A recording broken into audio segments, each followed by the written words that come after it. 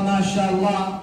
اس کے بعد میں حفظ کے ایک طالب علم فیض اللہ کو آخرت کے عنوان پر لب کشائی کرنے کے لیے دعوت سخن دیتا ہوں۔ تیرے سینے میں پوشیدہ ہے راز زندگی کہہ دے، تیرے سینے میں پوشیدہ ہے راز زندگی کہہ دے، مسلمان سے حدیث سوز و ساز زندگی کہہ دے۔ والصلاة والسلام على محمد صلى الله عليه وسلم وعلى آله وأصحابه صاحب الكمال، أما بعد فقد قال الله تعالى في القرآن المجيد والفرقان الحميد: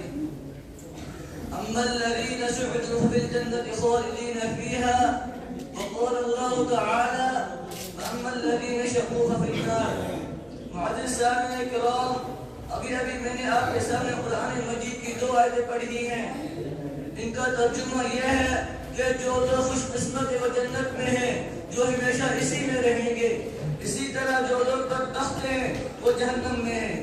اس دنیا رنگ و بو میں جب انسان آنکھیں کھولتا ہے، دنیا اسے چاروں طرف سے گھیرنا شروع کر دیتی ہے۔ جس طرح کنویں کا مینڈک یہ سمجھتا ہے اس کی دنیا کنواں ہے، اسی طرح کم عقل انسان بھی باور کر لیتا ہے اسے ہمیشہ اسی دنیا میں رہنا ہے، اور اگر بالفرض کبھی مرنا بھی ہوگا تو پھر فنا ہو جائے گا، ہڈیاں خستہ ہو جائیں گی، جسم کے اعضاء ٹکڑے ٹکڑے ہو جائیں گے، اور اسے اس دنیا کے بارے میں کوئی سوال نہیں کیا جائے گا۔ مگر اس دنیا میں انبیاء علیہ السلام تشریف لائے، انہوں نے بتایا تمہارے تصور انتہائی غلط ہے، یہ دنیا امتحان گاہ ہے، یا تم آسمان کے لیے بھیجے گئے ہو، یہاں کی تمہاری ہر حرکت اور ہر سکون کا حساب ہوگا۔ اور اگر اس دنیا کے رہنے والے انسان نیک عمل کرتے ہیں، صحیح راستے پر چلیں گے، حق اس دعوت کے نمبردار رہیں گے، خالق کائنات کے احکام کے مطابق اپنی زندگی گزاریں گے، تو پھر مرنے کے بعد کامیابی ان کا قدم چومے گی۔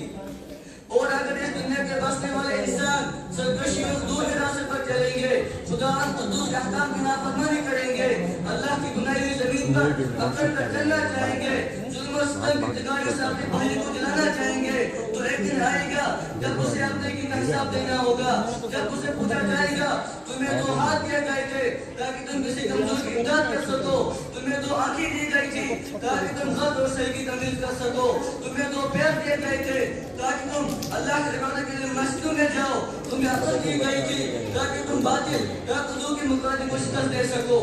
اور حق کی آواز کو بلند کرو۔ کیا تم لوگوں نے ایسا کیا؟ اگر ایسا نہ کیا تو یاد رکھو کہ جہنم کی دہتی آگ ہے، تمہیں اس پہ ڈالا جائے گا۔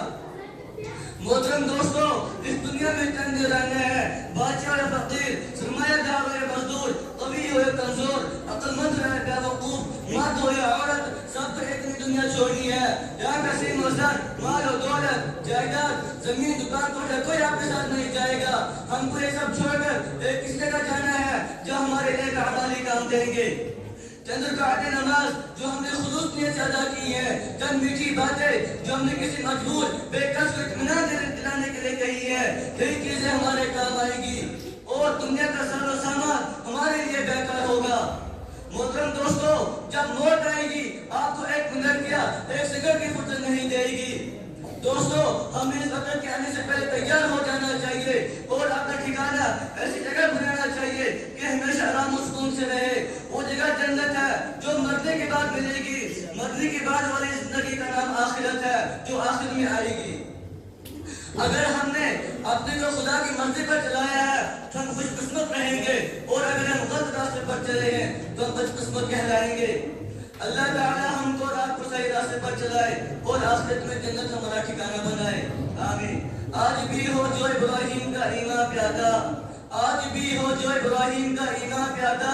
آگے کر سکتی ہے اندازے کو اس کا پیادا۔ وآخر دعوانا الحمدللہ رب العالمین۔